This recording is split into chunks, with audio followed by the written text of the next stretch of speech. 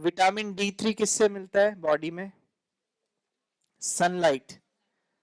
जब आप धूप में बैठते हैं रोज 10-15 मिनट, आपके आर्म्स थोड़े खुले होने चाहिए या बैक बॉडी एक्सपोज होनी चाहिए 40%। पैर खोल करके आप धूप में बैठे जहां कोई देख नहीं रहा, और लगभग 15 to 20 मिनट्स गर्मियों में सुबह या शाम में, सर्दियों में जो अभी ठंडा मौसम है दोपहर में 11 से 2 के बीच। अल्ट्रावायलेट बी रेडिएशंस होती हैं, सन की जो लाइट है वो स्किन के अंदर जाती है और क्या करती है, वो विटामिन D3 बनाती है अपनी बॉडी में, है ना।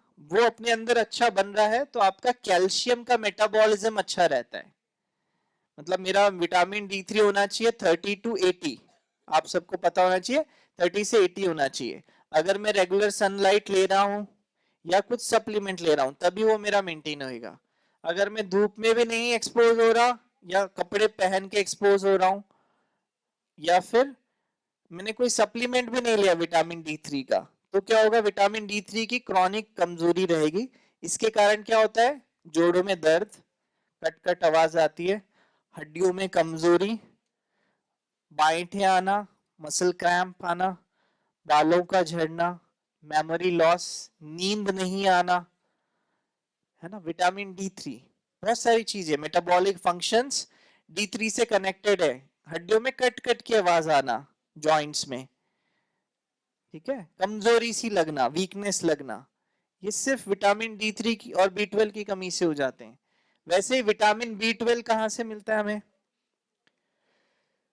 विटामिन B12 मिलता है स्प्राउट्स। स्प्राउट्स हो गया, और अनपॉलिश्ड राइस, जो अनपॉलिश्ड साठी चावल होते हैं उसके राइस की कवरिंग, राइस ब्रांड में, है ना।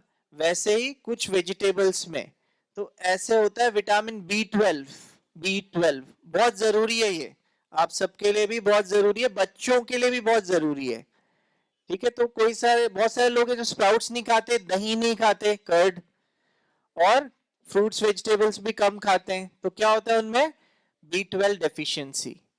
तो ये किसके लिए रहता है, मेन नर्व्स के लिए, अपने नर्वस सिस्टम को संचारण अच्छा रखने के लिए बहुत जरूरी है B12।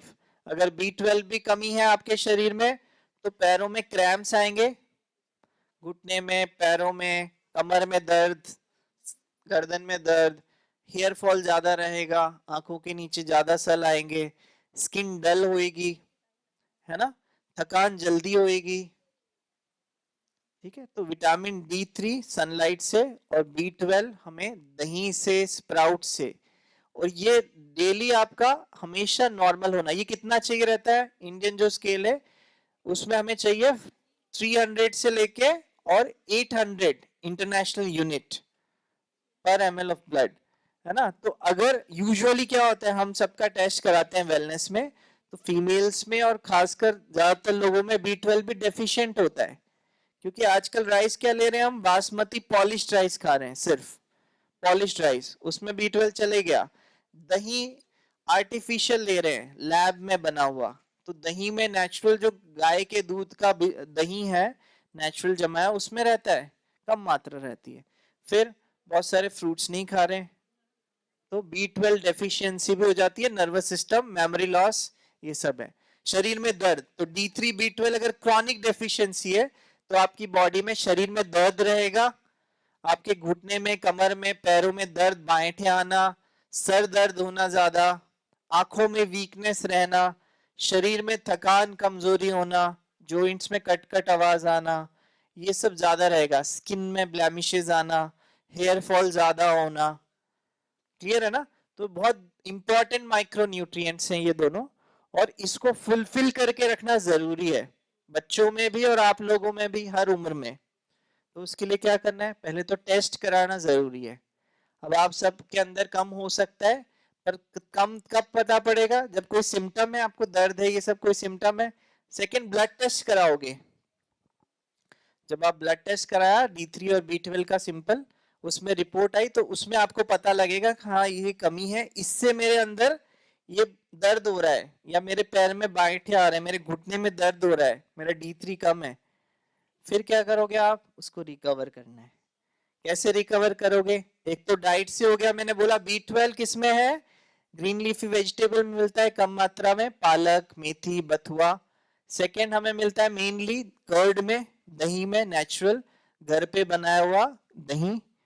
थर्ड स्प्राउट्स, स्प्राउटेड मूंग, स्प्राउटेड मेथी, स्प्राउटेड मोठ, दालें जो है वो स्प्राउट करके ले सकते हैं।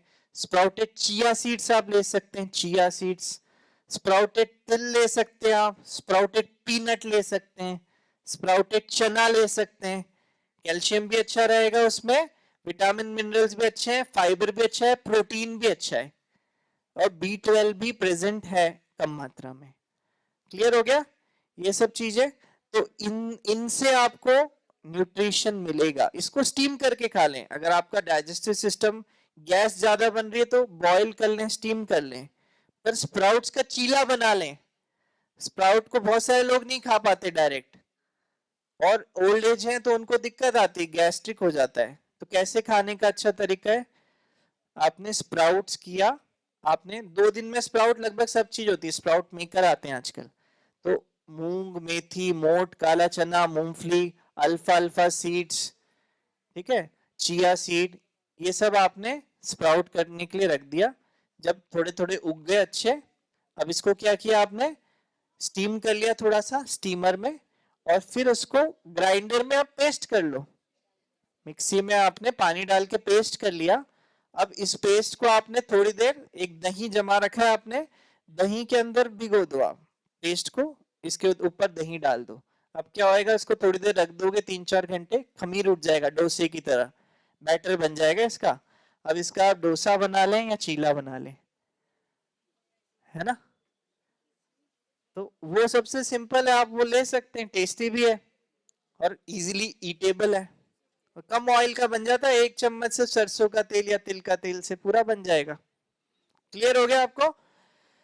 ये लेने का तरीका है, पर नेचुरल रॉ लें तो बेस्ट है। नेचुरल, क्योंकि विटामिन मिनरल्स किस में होते हैं सबसे ज्यादा? नेचुरल में। प्लांट से आपने एप्पल लिया और वो आपने धो करके खा लिया, ये नेचुरल है, सबसे ज्यादा न्यूट्रिशन इसमें है।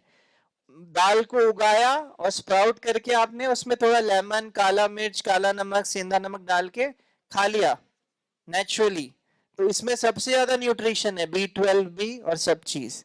जैसे जैसे हम इसको बनाते जाएंगे तो उसमें न्यूट्रिशन लेवल कम हो जाएगा, सिर्फ विटामिन मिनरल कम हो जाएंगे। क्लियर? तो ये मैंने आपको बता रहा था किस चीज के लिए? B12 एंड D3 के लिए। आप सब क्लियर है? और क्या क्या सप्लीमेंट होते हैं इसके B12 का? अपनी पतंजलि की जो न्यूट्रेला B12 है, आप लिख लीजिए, पतंजलि न्यूट्रेला। न्यूट्रेला अपनी ब्रांड है जो न्यूट्रास्यूटिकल की है, अपने आचार्य जी स्वामी जी की। Patanjali Nutrela B12 bio fermented. तो ये वर्ल्ड में हमने अपने पेशेंट्स में देखा है पिछले 3 सालों में, वर्ल्ड में नंबर 1 नेचुरल सप्लीमेंट है, नंबर 1। क्यों? क्योंकि जो है आपने एक, जिस हमारे पास पेशेंट्स आते हैं, मैं एग्जांपल देता हूं आपको, जैसे आप में से कईयों को दर्द है पैरों में, है ना? अब आप हमारे पास आए, आपका टेस्ट किया, मैंने आपको सजेस्ट किया Nutrela B12, Nutrela D2K, D3 जो आती है अपनी, आपको 30 डेज लेनी है 1 टैबलेट डेली, या 60 डेज लेनी है 1 टैबलेट डेली। अब हमारे पास पेशेंट आए जिसका B12 आया 100, D3 आया है 8, 30 से 80 होना चाहिए, 8 बहुत कम, और शरीर में दर्द है, कमजोरी है ना? अब इनको हमने पतंजलि की दवा लिखी, और फिर 2 महीने बाद उनका रिपोर्ट आया, तो उनका B12 है 600-700, 2 मंथ्स में। 60 डेज अगर न्यूट्रेला B12 ले लिया तो अच्छी रेंज में आ जाता है। और D3 भी आपने रेगुलर ले लिया, 2000 इंटरनेशनल यूनिट का एक टैबलेट है अपनी पतंजलि की, तो आपने उसको 60 डेज भी ले ली, तो कितने मिल गई आपको? 1,20,000 इंटरनेशनल यूनिट IU। तो इंजेक्शन जो लगता है वो भी कितने का लगता है? 6 लाख का, अलग अलग आते हैं एलोपैथी के, पर हमने नेचुरली इसको कितना कर लिया? आइडियल रेंज में। आपका D3 हो गया 2 मंथ्स में, हो गया 60, 50, 40 तो हो ही गया कम से कम। तो आपके शरीर में बहुत सारी चीजों की कमी हो जाएगी, और ये रेगुलर लेना है, मतलब आपने 1-2 मंथ्स लिया, फिर 2 महीने गैप दे दो, 2-3 महीने फिर ले लिया, क्योंकि हमें डाइट में नहीं मिल पा रहा तो सप्लीमेंट तो चाहिए, वो भी नेचुरल प्लांट बेस्ड सप्लीमेंट, समझ रहे, प्लांट बेस्ड। तो B12 अपना किससे मिल रहा है, कॉर्न हस्क से, जो मक्के का ऊपर का कवरिंग रहती है ना उससे। पतंजलि का विटामिन सी भी आता है, विटामिन सी एंड जिंक, तो उसमें विटामिन सी कहां से मिल रहा है, जो गुलाब होता है, गुलाब रोजी हिप बोलते हैं, गुलाब के जो नीचे का पार्ट होता है रोजी हिप, उसमें विटामिन सी अच्छा होता है, तो उससे अपनी पतंजलि की विटामिन सी की टैबलेट बनी है नेचुरली। और इसमें फायदा क्या है विटामिन सी लेने का, नॉर्मल आप नींबू लोगे, आंवला लोगे, अब वात रोग है आपको किसी को, खटाई नहीं देना है, जो आर्थराइटिस है घुटने का, तो वात रोग में आप नींबू आंवला भी नहीं ले पाते, कई बार खटाई नहीं ले रहे हैं, और विटामिन सी की भी कमी हो जाती है फिर। तो विटामिन सी का अपना आ रहा है न्यूट्रेला विटामिन सी, उसमें खटाई नहीं है पर विटामिन सी तो है। और vitamin C is the only vitamin जो हमें डेली आउटसाइड से चाहिए, बाहर से। ये आप ध्यान रखें, आप फीमेल्स हैं, डेली आपको विटामिन सी आपकी डाइट में लेना ही पड़ेगा, क्योंकि वो बॉडी में स्टोर नहीं होता है। विटामिन डी स्टोर होता है, B12 स्टोर होता है, पर विटामिन सी स्टोर नहीं होता। तो इसको कहां से लेना है, डेली डाइट से लेना है। कैसे लेंगे, सबसे कॉमन मैंने बता दिया, lemon, half to one lemon in one day.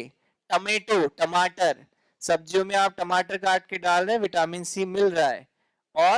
और भी सब चीजों में होता है, अनार में होता है, मैंने बताया, सब चीजों में आपको, जो फ्रूट्स हैं उसमें जिसमें थोड़ी सी भी खटाई है, उसमें citric acid, ascorbic acid, vitamin C present है।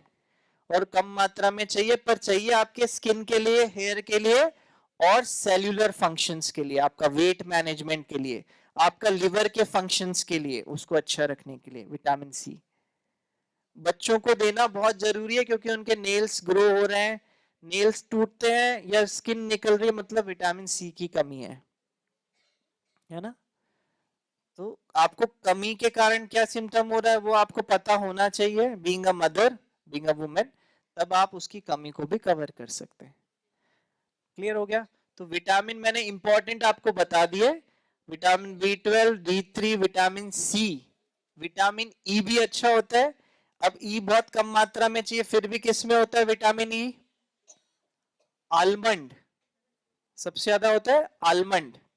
बादाम, रोगन तेल इसलिए अपना अच्छा है, बच्चों के लिए स्वामी जी बताते हैं, आंखों के लिए भी अच्छा है। बादाम रोगन, आप 1 चम्मच बादाम रोगन तेल आप 1 कप दूध में बच्चे को अगर सुबह दे रहे हैं, या आप खुद भी, आपको स्किन की प्रॉब्लम है, हेयर की प्रॉब्लम है ना, याददाश्त की प्रॉब्लम है, विटामिन ई जरूरी है, तो वो भी आपको आलमंड 5 से 7 भिगे हुए बादाम रोज लेने चाहिए। मामरा बादाम आते हैं, कैलिफोर्निया आलमंड या कश्मीरी मामरा बादाम भी, या आपके नेपाली बादाम भी आते हैं, उसको आप रात में भिगोएं, छिलके वाले बादाम को, सुबह वो भीग के फूल जाए, छिलके समेत या छिलका हटा के, जैसे आपको सूट हो, उसको आप 5 से 7 बादाम रोज खाएंगे, तो आपको विटामिन ई अच्छा मिलेगा, ओमेगा 3, 6, 9 ये अच्छा मिलेगा, ओमेगाज अच्छे मिल जाएंगे, गुड फैटी एसिड्स, साथ में आपको कैल्शियम भी रहता है उसमें, और आयरन और माइक्रोन्यूट्रिएंट्स तो होते ही हैं। ठीक है, तो बादाम, अखरोट तो रोज खाना चाहिए अगर मिल रहे हैं, नहीं तो सेकंड है मूंगफली, स्प्राउट्स में सब चीज, स्प्राउट में आपको विटामिन मिनरल मिल जाता है। ठीक है, और कौन सा बच गया, अब आ गया मिनरल्स। मिनरल्स में क्या होता है, आयरन, मेटल्स और नॉन मेटल। अब वुमेन हेल्थ के लिए जरूरी है आयरन बहुत ज्यादा, क्योंकि वुमेन में बाय डिफॉल्ट एनीमिया होने के चांस ज्यादा रहते हैं, आयरन डेफिशिएंसी एनीमिया। और ज्यादातर थकान, थकान का कारण होता है एनीमिया। अगर आप अपना ब्लड टेस्ट करेंगे CBC, उसमें हीमोग्लोबिन आपका मिनिमम 10 या 12 तो होना चाहिए, फीमेल्स में 12, मेंस में 14-15 होना चाहिए, फीमेल में 12-13-14 में होना चाहिए। पर आप सब चेक करेंगे तो आपका कितना आएगा, किसी का 10, किसी का 11, किसी का 7-8, है ना। तो अब क्या होता है, अपना जो RBC होता है, रेड ब्लड सेल खून के अंदर, उसके अंदर होता है हीम और ग्लोबिन। वो कैसे बनता है, उसको चाहिए रहता है आयरन, लोहा। तो उसकी कमी, अगर आयरन की डेफिशिएंसी है, एब्जॉर्प्शन नहीं है, तो क्या होगा, ब्लड में हीमोग्लोबिन की कमी होगी। अब हीमोग्लोबिन क्या कैरी करता है, क्यों जरूरी है हीमोग्लोबिन, ऑक्सीजन और कार्बन डाइऑक्साइड। तो जब हम सांस ले रहे हैं, कपालभाति भस्त्रिका कर रहे हैं, सुख प्राणायाम, नॉर्मल डीप ब्रीदिंग को क्या बोलते हैं, सुख प्राणायाम। नॉर्मली आप गहरी सांस ले रहे हैं, एकदम आराम से छोड़ने, दिस इज सुख प्राणायाम, नॉर्मल डीप ब्रीदिंग। अब इसमें क्या हो रहा है, जब मैं श्वास ले रहा हूं, लंग्स के अंदर ऑक्सीजन गई या हवा गई, एयर गई, अब मेरे जो भी ब्लड है तो उसने क्या किया, लंग्स में आए, अब ये एक्सचेंज ऑफ गैसेस लंग्स के अंदर हो रहा है, मेरे लंग्स से ऑक्सीजन मॉलिक्यूल ले रहे हैं और कार्बन डाइऑक्साइड वापस छोड़ रहे हैं, एक्सचेंज हो रहा है ब्लड के अंदर। तो जो ब्लड आया वो मेरे से ऑक्सीजन ले लिया, कार्बन डाइऑक्साइड छोड़ दिया। अब मैं सांस जो छोड़ूंगा, इसमें क्या छोड़ रहा हूं मैं, ज्यादा कार्बन डाइऑक्साइड। ठीक है, तो ये कंटिन्यूस चल रहा है आपका रेस्पिरेटरी मैकेनिज्म। अब जो है जिसके आयरन डेफिशिएंसी है, खून की कमी है, आयरन की कमी है, हीमोग्लोबिन की कमी है, आरबीसी की कमी है, इसके अंदर ये क्या रहेगा, जब मैं दौड़ लगा रहा हूं, हल्का से भी आपने दौड़ लिए, चल लिए, ऊपर से नीचे चढ़ लिए, तो क्या हो जाएगा, सांस भर जाएगा, क्योंकि ऑक्सीजन कैरी करने के लिए आरबीसी या रेड ब्लड सेल कम है, इसलिए क्या होगा, जल्दी थकान। आप घर का थोड़ा सा झाड़ू पोछा करेंगे, थोड़ा बर्तन करेंगे, फिर क्या होएगा आपको, मैं तो थक गई, और आप रेस्ट करने बैठ जाएंगे। तो आयरन डेफिशिएंसी इज इंपॉर्टेंट। आप अपना ब्लड टेस्ट साल में एक बार तो कराना ही चाहिए, आइडियली 2 बार कराना चाहिए, 30 के ऊपर, 25-30 के ऊपर, at least once in a year आपको कंप्लीट ब्लड प्रोफाइल कराना चाहिए। उसमें सीबीसी हो गया, कंप्लीट ब्लड सेल काउंट, उसके बाद हो गया उसमें प्लेटलेट पता लगते हैं आपके, डब्ल्यूबीसी कैसे हैं वो पता लगते हैं, टीएलसी, डीएलसी, एएलसी, उससे इम्यूनिटी पता लगती है आपकी इम्यूनिटी कैसी है, कोई इन्फेक्शन तो नहीं है। फीमेल में कई बार इन्फेक्शन में यूरिन में हल्का बर्न होता है, पर कैसे पता लगेगा, यूरिन टेस्ट में भी लगेगा, साथ में डब्ल्यूबीसी लेवल बढ़ जाती है, लिम्फोसाइट और अपना न्यूट्रोफिल लेवल, है ना, तो उससे पता लगता है कि आपको कहीं ना कहीं इन्फेक्शन है बॉडी में। तो ये टेस्ट करा लेना चाहिए टाइम पे, टेस्ट में कंजूसी नहीं करना। आजकल बहुत सस्ते हो गए, पहले तो बहुत महंगे होते, अब तो 80-100 रुपए में, 200 रुपए में सीबीसी हो जाता है। D3 B12 हार्डली 200 300 500 रुपए में हो जाता है, विटामिन डी B12, ये भी साल में 2 बार आप सब कराएं। तो कंप्लीट ब्लड प्रोफाइल, उसमें liver profile, kidney profile, lipid profile, है ना, ये सारे टेस्ट हो जाते हैं इसमें। ग्लूकोज एंड थायराइड, फीमेल्स के लिए क्या जरूरी है, थायराइड प्रोफाइल साल में एक बार होना ही चाहिए आपका। कई बार आपको पता नहीं होता है कि थायराइड की ग्रंथि कम काम कर रही है, तो हाइपोथायराइड हो जाता है, और आप सोचते हैं मेरा वजन क्यों बढ़ रहा है, मेरे हेयर फॉल क्यों हो रहा है, मेरे को डिप्रेशन क्यों हो रहा है, थायराइड के कारण डिप्रेशन भी होता है, लो फील होता है ना, आपको पैरों में दर्द क्यों हो रहा है, या पेट दर्द क्यों हो रहा है, गैस क्यों बन रही है, कॉज में be the thyroid, imbalance of the thyroid hormones, वो भी जरूरी है आपके लिए। तो ब्लड टेस्ट आप सब रेगुलर कराएं, मैंने आपको बता दिया कंप्लीट ब्लड प्रोफाइल 800 रुपए में आजकल हर जगह हो जाती है लगभग, आप जरूर करा लें एक बार। यूरिन का भी टेस्ट, कभी जलन मचे, यूरिन इन्फेक्शन भी बच्चों में और फीमेल में बहुत ज्यादा होता है, क्योंकि हम एक्सपोज होते हैं, है ना, पब्लिक टॉयलेट आप यूज कर रहे हैं, कई बार हाइजीन नहीं रखा, मेंस्ट्रुअल हाइजीन नहीं रखा, उसके कारण भी कई बार UTI, urinary tract infection female में हो जाता है। और अपने आयुर्वेद में इसका बहुत अच्छा इलाज है, सिंपल, अपना गोखरू और धनिये का पानी, गोखरू और धनिये का पानी आपने ले लिया, गोखरू आता है अपना पतंजलि का, गोखरू राजस्थान का होता है, एक कांटे जैसा एक होता है, बड़ा गोखरू, छोटा गोखरू, 2 तरह के गोखरू आते हैं, है ना, अपना पैकेट आता है पतंजलि का, गोखरू क्वाथ, गोखरू उसी का वो होता है, गोक्षुर आदि, गूगल वगैरह सब गोखरू से ही बनते हैं, है ना। और धनिया, धनिया पानी, दूसरा इसका एक और है, डायूरेटिक है दोनों। तीसरा क्या है डायूरेटिक, जौ का पानी, बार्ले वाटर।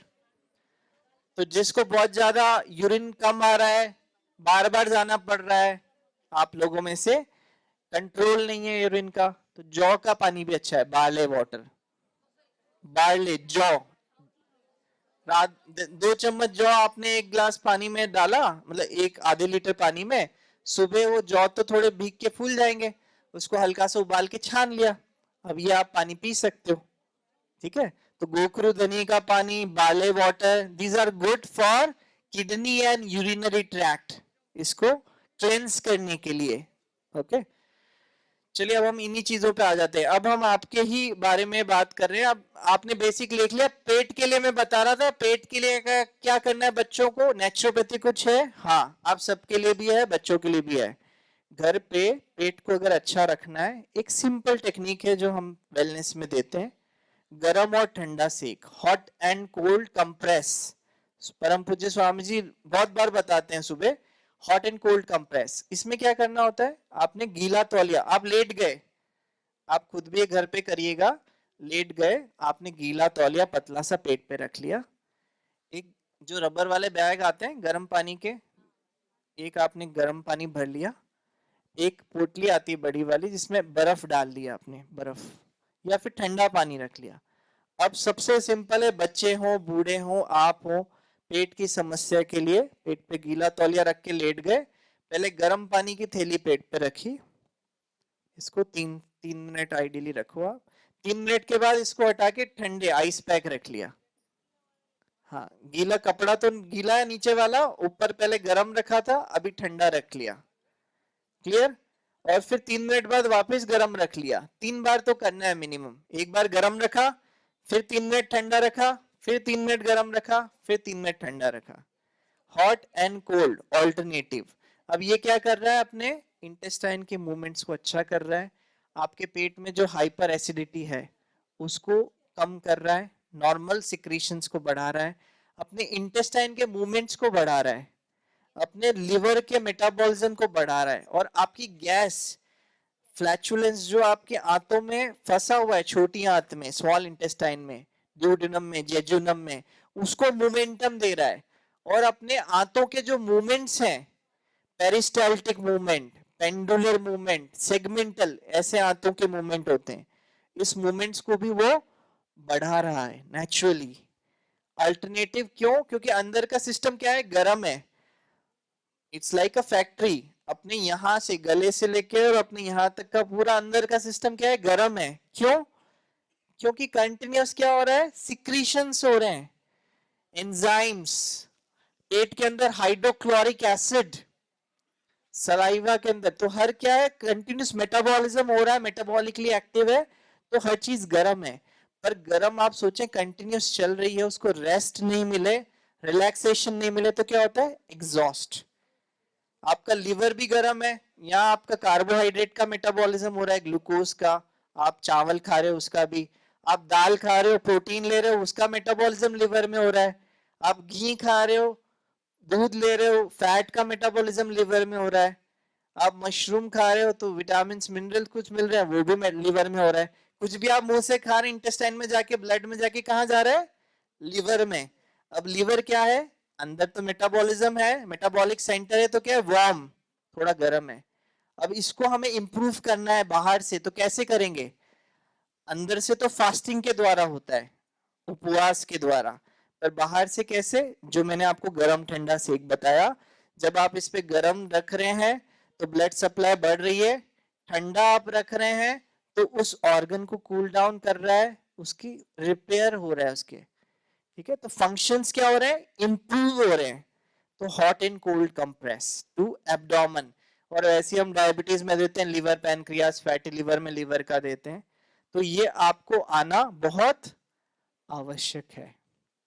छोटे छोटे बच्चे हमारे पास आते हैं कॉन्स्टिपेशन के, 7-8 साल के, लेडीज आती हैं 20-25-30 साल के, यंग लड़कियां, है ना, तो क्या करते हैं, हॉट एंड कोल्ड कंप्रेस देते हैं, काफ मसाज, पैरों की मसाज देते हैं, 3-4 दिन सबको देते हैं ये वेलनेस में, पैरों की मसाज। अब ये काफ जो है, ये रिफ्लेक्स एरिया है किसका, इंट्रा एब्डोमिनल ऑर्गन्स, आपका स्टमक, इंटेस्टाइन, लिवर, पैनक्रियास, आपका यूट्रस, सारे एब्डोमिनल ऑर्गन्स का।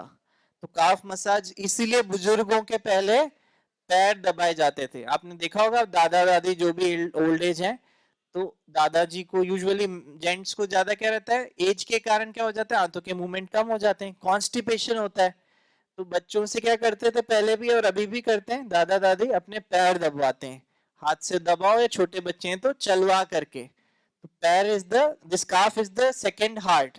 इस हार्ट के बाद दूसरा हार्ट ये है, क्योंकि ये जो है ब्लड को ऊपर पंप कर रहा है, काफ गैस्ट्रोनीमियस मसल का रिफ्लेक्स हार्ट की तरफ। इधर नीचे क्या है, ग्रेविटी। अब ग्रेविटी के अगेंस्ट पैर का सर्कुलेशन कैसे आ रहा है, काफ के कारण ये ऊपर आ रहा है हार्ट तक, तभी हमारे पैर में ऑक्सीजन पहुंच पा रही है आरबीसी के द्वारा, समझ रहे हैं।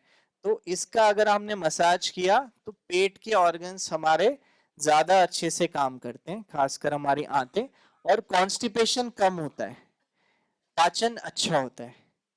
क्लियर हो गया। तो गरम ठंडा सेक, पैरों का हल्का मसाज, और हम यहाँ पे लपेट बंधवाते हैं। वेलनेस में लपेट आप सब आना ही चाहिए, हर महिला को लपेट का कॉन्सेप्ट जरूर आना चाहिए, जो कि नेचुरोपैथी में नंबर 1 ट्रीटमेंट है, गरम ठंडा सेक और लपेट। लपेट क्या होता है, गीली सफेद कपड़ा होता है सूती कॉटन का, पहले उसको हम बांधते हैं, इस पे बांधते हैं पैरों पे और पेट पे गीला कपड़ा नॉर्मल पानी का निचोड़ करके, इसके ऊपर गरम कंबल वाला कपड़ा होता है। अब कंबल वाला कपड़ा भी टाइट से आपने बांध दिया दोनों पैरों पे और पेट पे। अब इसको रखते हैं लगभग 1 घंटा। अब क्या हो रहा है, अगेन क्या कर रहा है, ये अपने फैट को भी कम कर रहा है, उस एरिया को अंदर हीट कर रहा है, तो काफ को भी हीट कर रहा है, पेट को भी हीट कर रहा है, रिटेंशन कर रहा है हीट को। तो उस ऑर्गन्स की, जितने ऑर्गन है इंट्रा एब्डोमिनल, ये रिफ्लेक्स एरिया, इसका एनर्जी अपनी बढ़ रही है, मेटाबॉलिज्म बढ़ रहा है, ब्लड सर्कुलेशन बढ़ रहा है, नर्वस सिस्टम का सर्कुलेशन बढ़ रहा है। तो उससे क्या हो रहा है, सारे फायदे उसी से हो रहे हैं। उसकी कमी से ही आपको कब्ज थी, गैस थी, एसिडिटी थी। समझ में आ गया आपको। तो छोटे बच्चों को भी कर सकते हैं और आप लोग खुद भी कर सकते हैं, गरम ठंडा सेक और लपेट। बहुत सिंपल है पर बहुत इफेक्टिव है। बहुत सारे पेशेंट आते हैं जिनको 10 साल से कब्जी थी, उनको सुबह एनीमा दिया, ठीक है, गरम ठंडा सेक जैसे ही किया, उनका पेट, वो वॉशरूम जाते हैं उनका पेट एकदम क्लियर हो जाता है, सिंपल, बहुत सालों से, और इजी हो जाती हैं आते, ठीक है। लपेट का मैं फिर से दोहरा रहा हूं, आपको कंफ्यूजन हो रहा है, पहले गरम ठंडा सेक बताया था मैंने। लपेट के लिए किट आता है अपना वेलनेस में, आप खरीद सकते हैं।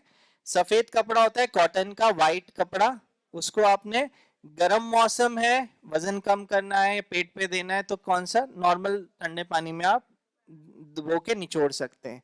बाकी अगर पैर की मालिश करिए तो नॉर्मल आप सफेद बांध सकते हैं कॉटन। इसके ऊपर क्या करना है, इसके ऊपर कंबल वाला गर्म कपड़ा बांध दिया टाइट से, बहुत टाइट नहीं करना, नॉर्मल टाइट, ऐसे पेट पे भी गर्म कपड़ा बांध दिया और 1 घंटा उसको रख के फिर खोल दिया उसको। तो दिस इज द लपेट, थर्मल पैक, थर्मल पैक। हाँ, मैंने बताया ना, पेट के ऑर्गन्स के लिए और काफ के रिफ्लेक्स एरिया के लिए। ओके, तो आपने ये समझ लिया। और वेट लॉस करने का और डिटॉक्स का एक तरीका मैं बहुत अच्छा बता रहा हूँ, नेचुरोपैथी ट्रीटमेंट। पसीना आने का जो मैंने बताया था, वो मैं बता रहा था 4 चैनल्स ऑफ एलिमिनेशन। शरीर अपने 4 चैनल से अपनी गंदगी को निकाल रहा है। आप पानी अच्छे से पी रहे हैं, पानी बहुत जरूरी है। व्हाट इज द माध्यम फॉर डिटॉक्स, कैसे हो रहा है मैं बता रहा हूं। सबसे पहले मल के द्वारा, जो आप खाना खा रहे हैं उसमें फाइबर है, और वाटर के साथ जो इंटेस्टाइन के मूवमेंट्स हो रहे हैं उससे बल्कि स्टूल फॉर्मेशन हो रहा है। और सुबह जब आप वॉशरूम जा रहे हैं 4 बजे, 5 बजे, 6 बजे, तब आप टॉयलेट सीट पे बैठ रहे हैं मलासन में या इंडियन या वेस्टर्न स्टाइल में, और उसमें आपकी गंदगी निकल रही है। तो this is the natural egestion process